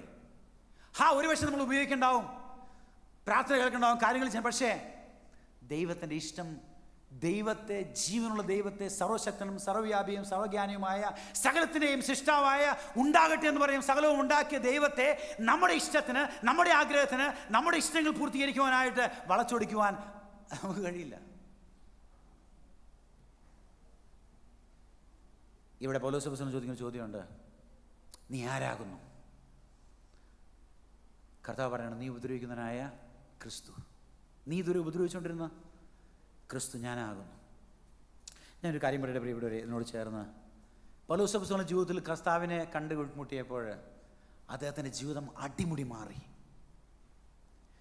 ഇന്ന് ഇവിടെ ഇരിക്കുന്ന പ്രിയപ്പെട്ടവർ, ഞാൻ ചോദിക്കട്ടെ, കർത്താവായ യേശു ക്രിസ്തുവിനെ സമീപിച്ചപ്പോൾ കർത്താവുമായിട്ടുള്ള അങ്ങനെ ഒരു എൻകൗണ്ടർ നമ്മുടെ ജീവിതത്തെ, എൻ്റെ പ്രിയ സഹോദര, എൻ്റെ പ്രിയ സഹോദരി, എൻ്റെ ജീവിതത്തെ മാറ്റി എൻ്റെ കർത്താവ്. അന്ന് വരെ ഉണ്ടായിരുന്ന എൻ്റെ ആഗ്രഹങ്ങൾ, എൻ്റെ സ്വപ്നങ്ങൾ, എൻ്റെ ജീവിതത്തിൻ്റെ ലക്ഷ്യങ്ങൾ എല്ലാം മാറ്റിമറിച്ച എൻ്റെ കർത്താവ്. That was A real encounter in my life. അങ്ങനെ ഒരു എൻകൗണ്ടർ, അങ്ങനെ ഒരു മാറ്റം, നമ്മൾ പോയിക്കൊണ്ടിരിക്കുന്ന ആ ദിശയിൽ നിന്നും, നമ്മൾ പോയിക്കൊണ്ടിരുന്ന രീതിയിൽ നിന്നുള്ളൊരു മാറ്റം നമ്മുടെ ജീവിതത്തിൽ ഉണ്ടായിട്ട് പ്രിയപ്പെട്ടവരെ. അതോ നാം നമ്മുടെ ഇഷ്ടത്തിന്, നമ്മുടെ ആഗ്രഹങ്ങൾക്ക് എന്ത് ഒരേ ഒരു സ്ട്രീം ലൈൻ ഇങ്ങനെ പോയിക്കൊണ്ടിരിക്കുന്നു, അതിൻ്റെ കൂട്ടുതൽ ക്രിസ്തു. ബാബുചാൻ പറയുന്ന പോലെ God's help is helpful but not necessary. കർത്താവിൻ്റെ ആ സഹായം കിട്ടിയാൽ കൊള്ളാം, കിട്ടിയില്ലെങ്കിലും കുഴപ്പമൊന്നുമില്ല, ഞാൻ കാര്യങ്ങൾ ചെയ്യും. ദൈവിക സങ്കല്പങ്ങളെല്ലാം അങ്ങനെ, എല്ലാ മതങ്ങളുടെയും കാര്യങ്ങൾ അതാണല്ലോ. എല്ലാ മതങ്ങളിൽ നിന്ന് നോക്കി അവരുടെ ആവശ്യങ്ങൾ നടത്താനായിട്ട് അവർ അമ്പലത്തിൽ പോകുന്നതും പള്ളിയിൽ പോകുന്നതും മോസ്കിൽ പോകുന്നതും. ബട്ട് അവർ ലോർഡ് ജീസസ് ഈസ് ഡിഫറെൻറ്റ്. കർത്താവായ യേശു ക്രിസ്തു യഥാർത്ഥമായി കണ്ടുമുട്ടി കഴിഞ്ഞാൽ അവൻ നമ്മുടെ ജീവിതത്തെ മാറ്റിമറിക്കും. ഞാൻ പറഞ്ഞെന്ന് തോന്നുമെങ്കിലും ഞാൻ പറയട്ടെ, പുതിയ ആൾക്കാരുണ്ടല്ലോ, എൻ്റെ ജീവിതത്തിലെ ഏറ്റവും വലിയ ആഗ്രഹമാണ് വക്കീലാവാന്നുള്ളത്. വക്കീലൊക്കെ ഇവിടെ ഇരിക്കുന്നുണ്ട്, വക്കീലും പഠിക്കുന്നവരൊക്കെ ഉണ്ടല്ലോ. പ്രീ ഡിഗ്രിയൊക്കെ പഠിക്കുന്ന സമയത്ത് ഞാൻ പുസ്തകമൊക്കെ പുറകിൽ വെച്ച് കോർട്ടിൻ്റെ പുറകിൽ ഇങ്ങനെ പോയി നിൽക്കുമായിരുന്നു. ഈ പ്രതികളൊക്കെ നിൽക്കുന്ന സ്ഥലത്ത് ഇങ്ങനെ വക്കീലന്മാർ കറുത്ത കോട്ടൊക്കെ ഇട്ട് ഗൗണൊക്കെ ഇട്ട് എഴുന്നേരുന്നു, your honour kindly see that എന്നൊക്കെ പറഞ്ഞ് ആർഗ്യൂ ചെയ്യുന്നത് അതെൻ്റെ ഒരു സ്വപ്നമായിരുന്നു. +2 അന്ന് ഞങ്ങൾ പ്രീ ഡിഗ്രിയാണ്. എനിക്ക് സയൻസ് ഗ്രൂപ്പ് വേണ്ടി വേണ്ട, എനിക്ക് 3rd ഗ്രൂപ്പ് മതി എന്ന് പറഞ്ഞു. പൊളിറ്റിക്കൽ സയൻസ്, BA, അങ്ങനെ ആ ഒരു ലൈൻ, അതായിരുന്നു എൻ്റെ ജീവിതത്തിൻ്റെ ഏറ്റവും വലിയ ലക്ഷ്യം. വക്കീലായി, കല്യാണം കഴിച്ചു, എല്ലാം ഭംഗിയായിട്ട് പോകുന്നു, കാര്യങ്ങളെല്ലാം നന്നായി പോകുന്നു. പക്ഷേ 1997 ഡിസംബർ 2 ക്രിസ്തുവിനെ കണ്ടുമുട്ടിയ ദിവസം എൻ്റെ ജീവിതത്തെ മാറ്റിമറിച്ചു. എൻ്റെ ആഗ്രഹം വക്കീലാകുക, അതിൻ്റെ ടോപ്പ് പൊസിഷനിലേക്ക് എവിടെ എത്താൻ പറ്റും അവിടെ എത്തുക, അതിനുവേണ്ടി കളികളെല്ലാം കളിക്കുക, പൈസ ഉണ്ടാക്കുക, നല്ല വീട് പണിയുക, സുഖമായി ജീവിക്കുക. എൻ്റെ അപ്പനും അമ്മയും കൃഷിക്കാരായിരുന്നു. ഞാൻ കഷ്ടപ്പെട്ട് പഠിച്ചൊരു വ്യക്തിയാണ്. 12 വയസ്സിൽ ഏറുകൂട്ടാൻ തുടങ്ങിയതാണ് ഞാൻ. കുട്ടികളൊക്കെ, ഞാൻ കൂട്ടുകാരൊക്കെ ഇങ്ങനെ വരമ്പത്തൂടെ സ്കൂളിൽ പോകുമ്പോൾ നമ്മൾ കൂട്ടിക്കൊണ്ടിരിക്കുകയായിരിക്കും അപ്പച്ചൻ്റെ കൂടെ. ഒത്തിരി സ്വപ്നങ്ങളുണ്ടായിരുന്നു. ഞാൻ പറയട്ടെ പ്രിയമുള്ളവരെ, 1997 ഡിസംബർ 2 ക്രിസ്തുവിനെ കണ്ടെത്തിയപ്പോൾ എനിക്ക് മനസ്സിലായി, അവൻ എന്നെ മാറ്റിമറിച്ചു. That was a U turn in my life. എൻ്റെ ജീവിതത്തിൻ്റെ ലക്ഷ്യങ്ങളും ആഗ്രഹങ്ങളും എല്ലാം തകർത്ത് കർത്താവിൻ്റെ ഇഷ്ടത്തിന് വേണ്ടി കർത്താവിനെ മാറ്റിമറിച്ച് മോൾഡ് ചെയ്തൊരു ദിവസമാണ് ആ ദിവസം. ഞാൻ പറഞ്ഞ അങ്ങനെ ഒരു, ഇപ്പോൾ ഈവൻ പൗലോസ് അപ്പോസ്തലനെ പോലെയുള്ള റാഡിക്കലായിട്ടുള്ളൊരു എന്താ പറയുക, ഒരു ചേഞ്ചസ്, അല്ലെങ്കിൽ ചേഞ്ചസ് ക്രിസ്തു നമ്മുടെ ജീവിതത്തിൽ വന്നു കഴിഞ്ഞാൽ നമ്മുടെ ജീവിതങ്ങൾ മാറണം പ്രിയപ്പെട്ടവരെ. നമ്മുടെ ലക്ഷ്യങ്ങൾ മാറണം, നമ്മുടെ ജീവിതങ്ങൾ മാറണം. പൊതുവേ സംഭവിക്കുന്നത്, കർത്താവുണ്ട്, നമ്മൾ ചർച്ചിൽ പോകണം, കാര്യങ്ങൾ നടക്കണം, കാര്യങ്ങൾക്ക് വേണ്ടി കർത്താവിന് പ്രാർത്ഥിക്കണം, നമ്മുടെ ആവശ്യങ്ങൾ നടക്കണം. ജീവിതത്തിനൊരു മാറ്റമില്ല, അതേ ഒഴുക്കിൽ അങ്ങനെ പോയിക്കൊണ്ടിരിക്കുന്നു. അതിൻ്റെ കൂടെ ക്രിസ്തു, അതിൻ്റെ കൂടെ ചർച്ച്, അതിൻ്റെ കൂടെ നമ്മുടെ പാട്ട്, അതിൻ്റെ കൂടെ പരിപാടി, നോ. പൗലോസ് അപ്പോസ്തലന്റെ ജീവിതത്തെ പോലെ, ഞാൻ ആദ്യം പറഞ്ഞ പോലെ, if you encounter with God will change you radically. He will convert you. അവൻ നമ്മളെ കൺവേർട്ട് ചെയ്യും, നമ്മുടെ ജീവിതത്തെ മാറ്റും, നമ്മുടെ ജീവിതത്തിലെ ലക്ഷ്യങ്ങളെ മാറ്റി മറിക്കും. ഞാൻ ചോദിക്കട്ടെ പ്രിയമുള്ളവരെ, അങ്ങനെ ഒരു മാറ്റം നമ്മുടെ ജീവിതത്തിൽ. ശിഷ്യ തോമസൻ എന്ന് പറയുന്നൊരു വ്യക്തി, അദ്ദേഹത്തിൻ്റെ പാരൻസ് ടീച്ചേഴ്സായിരുന്നു. അവരെല്ലാം ജോലിയെല്ലാം കളഞ്ഞ് മധ്യപ്രദേശിൽ സാഗർ എന്ന സ്ഥലത്ത് പോയി മിനിസ്റ്റർ ചെയ്ത് അവിടെ ജനിച്ചു വളർന്ന ഒരു മോനെ അദ്ദേഹം ജോലിയൊക്കെ രാജിവെച്ച് കർത്താവിൻ്റെ പേരിൽ അദ്ദേഹം എഴുതിയൊരു പാട്ടുണ്ട്. നല്ല ഹിന്ദി പാട്ടുകൾ അദ്ദേഹം എഴുതിയിട്ടുണ്ട്. അദ്ദേഹം എഴുതിയൊരു പാട്ട് വളരെ സ്പർശിച്ച പാട്ടാണ്.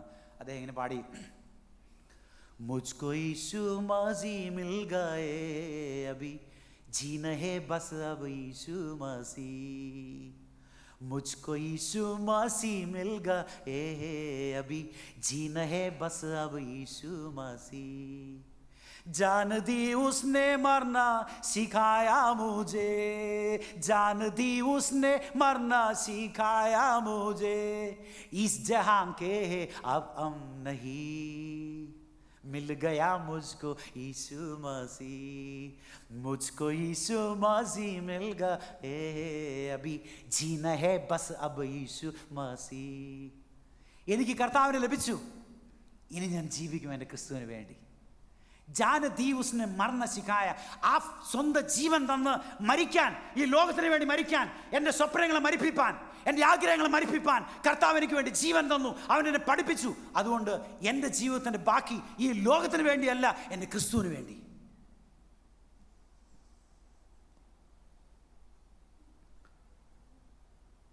R we converted people?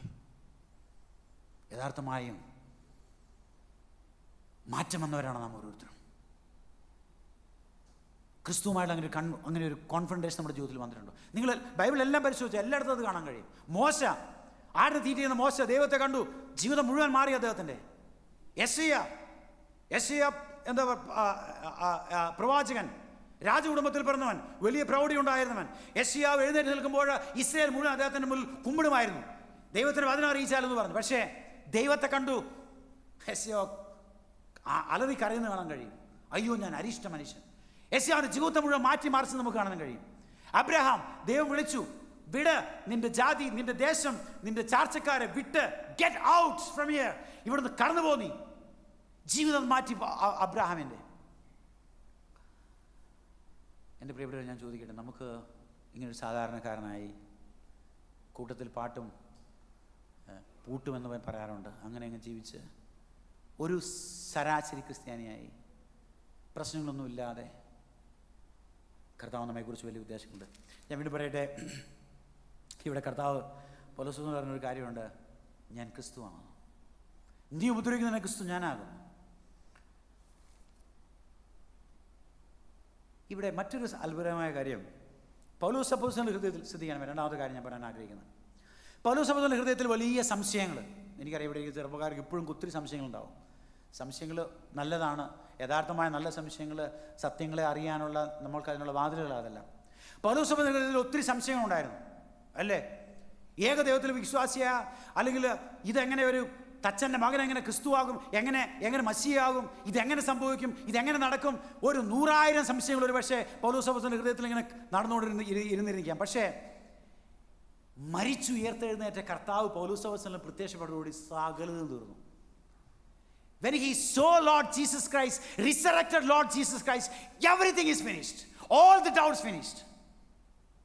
അദ്ദേഹത്തിൻ്റെ ജീവിതത്തെ മാറ്റിമറിച്ചത് ഞാൻ പറയട്ടെ, നിങ്ങൾ ശ്രദ്ധിച്ചു നോക്കിയേ. കർത്താവ് അദ്ദേഹത്തിനോട് പ്രത്യക്ഷപ്പെട്ടപ്പോൾ ഇതെങ്ങനെ സംഭവിക്കുക?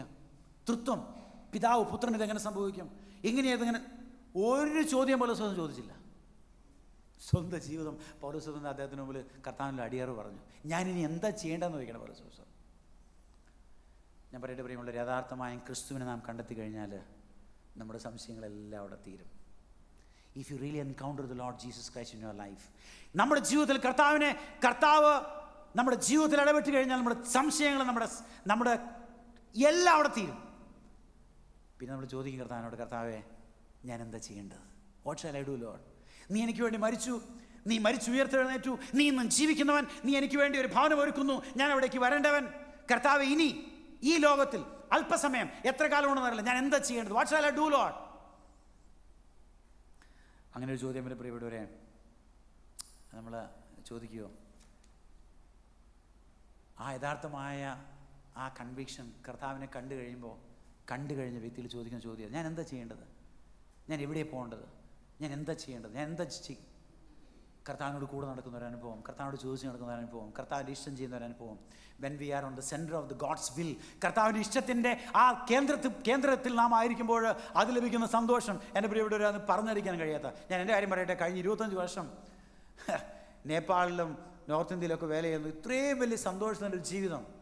ഞാനും ജെസ്സിയും എൻ്റെ വൈഫും ഇരുന്ന് ഇങ്ങനെ പറയും, അയ്യോ അന്ന് കർത്താവിന് വേണ്ടി ഇറങ്ങാൻ കഴിഞ്ഞ് എന്ത് ഭാഗ്യം.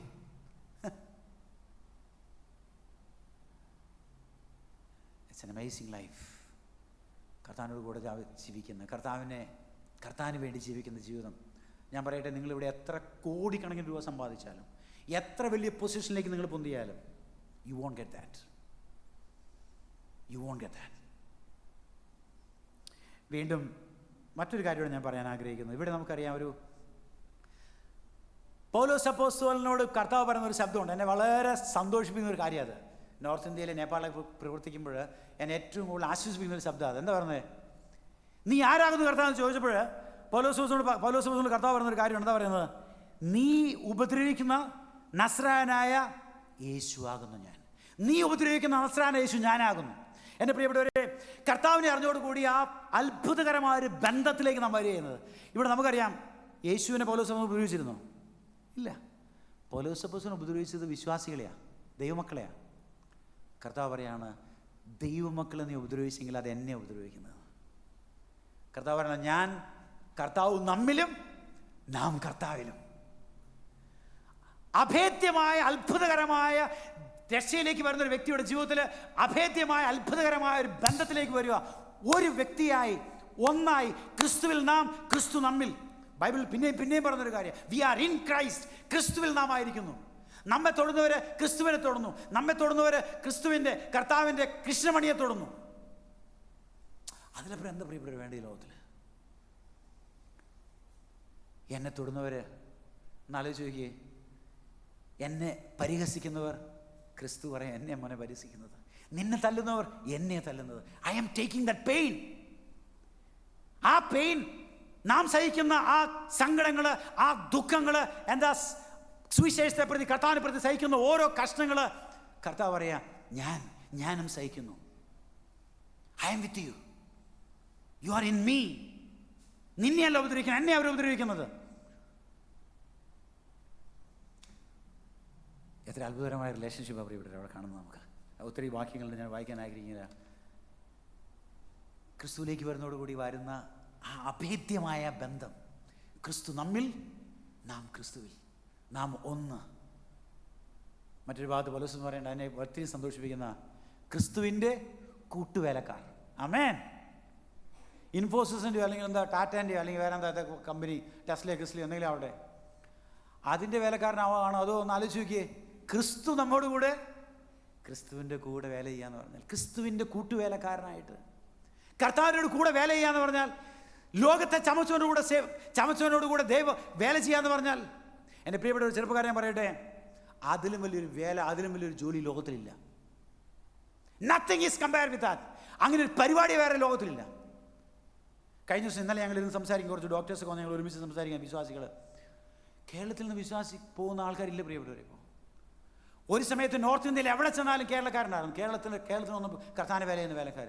ഇപ്പോൾ പുതിയ തലമുറകൾ നല്ല നല്ല മേച്ചിൽപ്പുറങ്ങൾ തേടി പോയിക്കൊണ്ടിരിക്കുകയാണ്. ഇവിടുത്തെ ചെറുപ്പക്കാരോട് പറയട്ടെ, ഇതിലും വലിയൊരു വേല ലോകത്തിലില്ല. ക്രിസ്തുവിൻ്റെ കൂട്ടുവേലക്കാരാണ്. ക്രിസ്തുവിനോട് കൂടെ ചേർന്ന് വേല ചെയ്യാൻ, ക്രിസ്തുവിൻ്റെ സാക്ഷികളാകുവാൻ. അഭേദ്യമായൊരു ബന്ധം ഇവിടെ പൗലോസ് പറയാ, നീ ഉപദ്രവിക്കുന്നത് എന്നെയാ. നീ പിടിച്ചു കെട്ടി സ്തീഫാനോസിനെ നീ കൊന്നു, എന്നെയാണ് നീ ഉപദ്രവിച്ചത്. നീ ചെയ്യുന്ന ഓരോ കാര്യം എനിക്ക് വേണ്ടി, എനിക്കെതിരാണ് നീ ചെയ്യുന്നത്.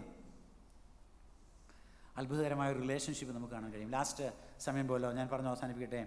അവസാനം അതിൻ്റെ മറ്റൊരു കാര്യം, ഇതിൻ്റെ 9-ാം അധ്യായത്തിൽ പൗലോസ് അപ്പോസ്തലൻ തിരഞ്ഞെടുത്തിട്ട് കർത്താവ് പറഞ്ഞൊരു കാര്യമുണ്ട്. അത് വളരെ പ്രധാനപ്പെട്ട കാര്യമാണ്, നിങ്ങൾ ശ്രദ്ധിക്കണമേ.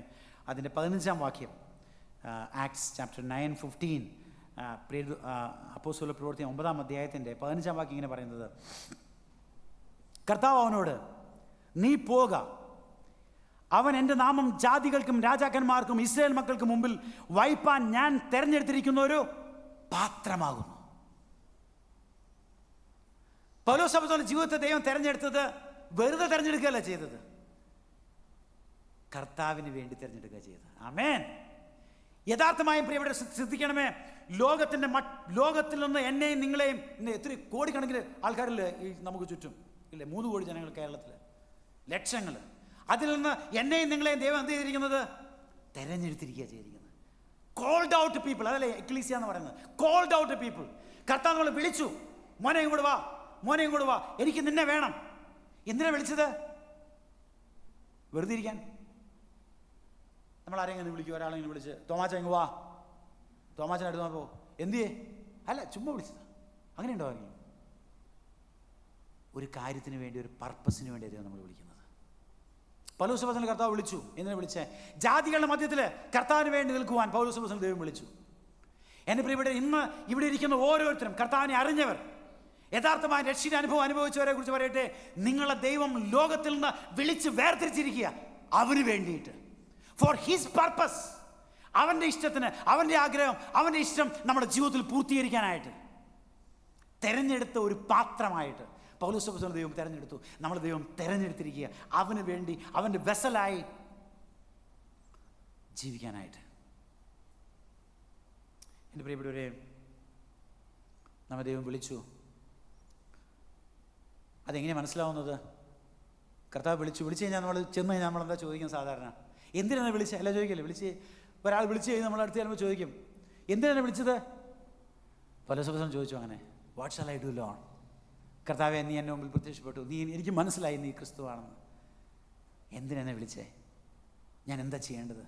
പറ കർത്താവേ. എൻ്റെ പ്രിയപ്പെട്ടവരെ, ഞാൻ ചോദിക്കട്ടെ, ഹൃദയത്തിൻ്റെ ഉള്ളിൽ നിന്ന് ഇന്ന് ഈ പകൽക്കാലം കർത്താവിനോട് നിങ്ങൾ ചോദിക്കുക, ഞാൻ പാപിയായിരുന്നു കർത്താവേ, നീച്ച നരകത്തിന് യോഗ്യനായിരുന്നു കർത്താവേ, ജീവിതത്തിൽ സന്തോഷവും സമാധാനം ഒന്നുമില്ലായിരുന്നു കർത്താവേ, നീ എന്നെ വിളിച്ചു, എൻ്റെ പാപം ക്ഷമിച്ചു, എനിക്ക് വേണ്ടി ഞാൻ ക്രൂശിൽ അതിനുവേണ്ടി പിടഞ്ഞ് മരിച്ചു, അങ്ങയുടെ മകനാക്കി എന്നെ തീർത്തു, ഞാൻ എന്താ ചെയ്യേണ്ടത്?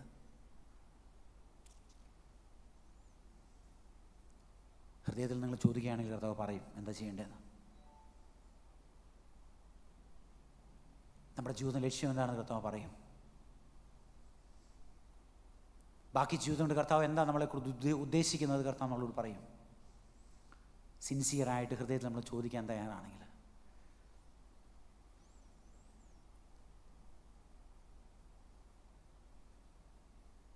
ദൈവം ആരെയും വെറുതെ വിളിക്കാറില്ല. പൗലോസ് ദിവസം പറഞ്ഞില്ലേ ഒരു കാര്യം, എനിക്ക് വളരെ സന്തോഷം തോന്നുന്ന കാര്യമാണ്. എന്നിലുള്ള എൻ്റെ മേലുള്ള ദൈവത്തിൻ്റെ കൃപ ഞാൻ എന്ത് ചെയ്തില്ലാന്ന്? വ്യർത്ഥമാക്കിയില്ലാന്ന്. ദൈവത്തിൻ്റെ കൃപ പൗലോസ് അപ്പോസ്തലന് കൊടുത്ത ദൈവത്തിൻ്റെ കൃപ നമുക്കെല്ലാം ദൈവം തന്നിട്ടുണ്ട്. ആ കൃപയ്ക്കൊരു അവസാനവുമില്ല. കൃപമേൽ കൃപ പെരുകിക്കൊണ്ടിരിക്കുക. നമ്മുടെ അതിന് കർത്താവ് തയ്യാറാണ്. ആ കൃപ തരാൻ ദൈവം തയ്യാറാണ്. നമുക്ക് ലഭിച്ച കൃപ നമ്മൾ വ്യർത്ഥമാക്കിക്കൊണ്ടിരിക്കുകയാണോ? വേസ്റ്റാക്കിക്കൊണ്ടിരിക്കുകയാണോ? ഈ ദിവസങ്ങൾ ഞാൻ വായിക്കുകയായിരുന്നു, ജോൺ പൈപ്പർ എഴുതിയൊരു പുസ്തകം, ഡോണ്ട് വേസ്റ്റ് യുവർ ലൈഫ്. ഈ ലോകത്തിന് വേണ്ടി, ലോകത്തിൻ്റെ സുഖങ്ങൾക്ക് വേണ്ടി, ലോകത്തിൻ്റെ നമ്മുടെ ജീവിതത്തെ വേസ്റ്റ് ആയിക്കൊണ്ടിരിക്കുകയാണ്. നമ്മുടെ സമയങ്ങൾ, ദൈവം തന്ന സമയങ്ങൾ, നമുക്ക് തന്ന ആരോഗ്യം. കഴിഞ്ഞ മഴക്കാലത്ത് നിങ്ങൾ വായിച്ചല്ലോ, അറിയാലോ, ഞങ്ങളുടെ വയനാട്ടിൽ ഒന്ന് അലറി കരയാൻ പോലും കഴിയാണ്ട് തീർന്നു ആൾക്കാർ, മണ്ണിനടിയിലേക്ക് പോയി. എന്തെങ്കിലും നമ്മുടെ ജീവിതത്തെക്കുറിച്ച് എന്തെങ്കിലും ഗ്യാരണ്ടി ഉണ്ടോ ഇന്നും നാളെ എന്നുള്ളത്? പക്ഷേ കർത്താവ് തന്ന സമയം, കർത്താവെ ഞാൻ എന്താ ചെയ്യേണ്ടത് എന്ന് ചോദിക്കാനും കർത്താവിൻ്റെ കാര്യങ്ങളിൽ നമ്മുടെ ജീവിതങ്ങൾ കൊടുക്കുവാനും നാം തയ്യാറാണോ? ഞാൻ പറഞ്ഞ കാര്യങ്ങൾ ഇത്രയേ ഉള്ളൂ പ്രിയപ്പെട്ടവരെ. ആദ്യം ഞാൻ പറഞ്ഞു, യഥാർത്ഥമായൊരു കൺവേർഷൻ നമുക്ക് സ്വയം ചോദിക്കാം. ക്രിസ്തുവിനെ കണ്ടതിന് ശേഷം എൻ്റെ ജീവിതം മാറ്റി മറിഞ്ഞോ? അതോ ഞാനിങ്ങനെ ഒരു ഒഴുക്കിൽ, എൻ്റെ അപ്പനും അമ്മയും ക്രിസ്ത്യാനിയായിരുന്നു, എൻ്റെ അപ്പനും അമ്മയും വിശ്വാസിയായിരുന്നു, അതുകൊണ്ട് ഞാനും ഇങ്ങനെ പോയി അതിൻ്റെ കൂട്ടത്തിൽ ഇങ്ങനെ പോയിക്കൊണ്ടേയിരിക്കുന്നു? അതല്ല, പേഴ്സണലായിട്ട്, വ്യക്തിപരമായിട്ട് ക്രിസ്തുവുമായിട്ട് എൻകൗണ്ടർ, ക്രിസ്തുവിനെ യഥാർത്ഥമായി നാം കണ്ട് കർത്താവിൻ്റെ ആ സ്നേഹത്തെ നാം രുചിച്ചറിഞ്ഞ് നമ്മുടെ ജീവിതങ്ങൾ, ആ ഒരു അനുഭവം നമ്മുടെ ജീവിതത്തിലുണ്ട് പ്രിയപ്പെട്ടവരെ. Are we really converted?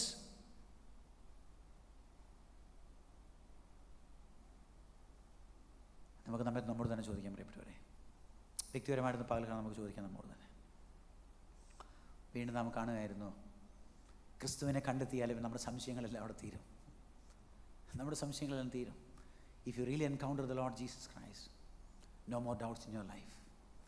പൗലോസ് അപ്പോസ്തലനോട് ചോദ്യമില്ലായിരുന്നു. പിന്നെ ആ കർത്താവിന് വേണ്ടി ജീവിതത്തെ സമർപ്പിക്കുകയായിരുന്നു പൗലോസ് അപ്പോസ്തലൻ ചെയ്തത്. ഞാൻ വീണ്ടും കണ്ടു പ്രിയപ്പെട്ടവരെ, ക്രിസ്തുവിനെ അറിഞ്ഞു കഴിയുമ്പോൾ ക്രിസ്തു നമ്മിൽ, നാം ക്രിസ്തുവിൽ, ക്രിസ്തുവിൻ്റെ മകൻ, ക്രിസ്തുവിൻ്റെ മകൾ, ക്രിസ്തു നമ്മിൽ, നാം ക്രിസ്തുവിൽ. നോർത്ത് ഇന്ത്യയിലേക്ക് പോകുമ്പോൾ നാം അല്ല പോകുന്നത്, ക്രിസ്തു പോകുന്നു. ക്രിസ്തു അവിടെ പ്രവർത്തിക്കുന്നു. ക്രിസ്തുവിൻ്റെ സ്ഥാനാപതികളായി നോർത്ത് ഇന്ത്യയിലും നേപ്പാളിലും കംബോഡിയയിലും എവിടെയെല്ലാം ഉണ്ട് കർത്താവ് നമ്മൾ അയക്കുന്ന സ്ഥലങ്ങൾ. അന്ധകാരം നിറഞ്ഞ ദാസ്യത്തിലേക്ക് പോകുമ്പോൾ നാം അല്ല പോകുന്നത്, ക്രിസ്തുവാണ് പോകുന്നത്. ക്രിസ്തുവിൻ്റെ കൈകളായി, ക്രിസ്തുവിൻ്റെ കാലുകളായി, ക്രിസ്തുവിൻ്റെ കണ്ണുകളായി ക്രിസ്തു നമ്മിൽ ജീവിക്കുന്നു. അവസാനം കണ്ടു, നമ്മെ കർത്താവ് വിളിച്ചെങ്കിൽ, പ്ലീസ്, വിളിച്ചില്ലെങ്കിൽ കുഴപ്പമൊന്നുമില്ല, വിളിച്ചെങ്കിൽ അതിനൊരു പർപ്പസ് ഉണ്ട്. Without purpose he won't call anyone. ഒരു പർപ്പസും ഇല്ലാതെ കർത്താവ് ആരെയും വിളിക്കത്തില്ല. ഇന്ന് എന്നെ നിങ്ങളെ കർത്താവ് വിളിച്ചെങ്കിൽ അതിനൊരു പർപ്പസ് ഉണ്ട്. അതെങ്ങനെ അറിയാം?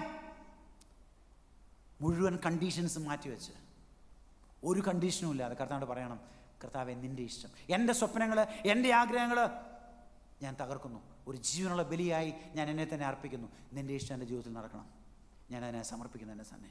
ഞാൻ എന്താ ചെയ്യേണ്ടത് കർത്താവേ? കർത്താവ് കാണിച്ചു തരും പ്രിയപ്പെട്ടവരെ. ഞാൻ ക്രിസ്തുവിനെ അറിഞ്ഞതിന് ശേഷം എനിക്കൊരു ഐഡിയ ഇല്ലായിരുന്നു എന്താ ചെയ്യേണ്ടതെന്ന്, എവിടെ പോകേണ്ടതെന്ന് അറിയില്ലായിരുന്നു. എൻ്റെ അന്നത്തെ അറിവ് കേടുകൊണ്ട് പല മിഷൻ ഓർഗനൈസേഷൻ ഞാൻ കത്തുകൾ എഴുതി ഞാനിങ്ങനെ കർത്താവിൻ്റെ വേല ചെയ്യാൻ ആഗ്രഹിക്കുന്നു. പക്ഷേ അത്ഭുതത്തോടെ ദൈവത്തിൻ്റെ പ്ലാൻ അനുസരിച്ച് ദൈവം ഓരോ സ്റ്റെപ്പ് ബൈ സ്റ്റെപ്പായി നേപ്പാളിലേക്ക് ഞങ്ങളെ കൊണ്ടുപോയി. തിരിഞ്ഞു നോക്കുമ്പോൾ എൻ്റെ പ്രിയപ്പെട്ടവരെ, കർത്താവിന് നന്ദി മാത്രമേ പറയാനുള്ളൂ. നമ്മുടെ ജീവിതങ്ങളെ സമർപ്പിക്കാൻ നാം തയ്യാറാണോ? അവൻ്റെ ഇഷ്ടം നമ്മുടെ ജീവിതത്തിൽ നടക്കുവാനായിട്ട് നാം ആഗ്രഹിക്കുന്നുണ്ടോ? നമുക്കൊരു വാക്ക് പ്രാർത്ഥിക്കാം. കഴിയെങ്കിൽ നമുക്ക് എഴുന്നേറ്റ് നിൽക്കാം, നമ്മുടെ കണ്ണുകളെ അടയ്ക്കാം.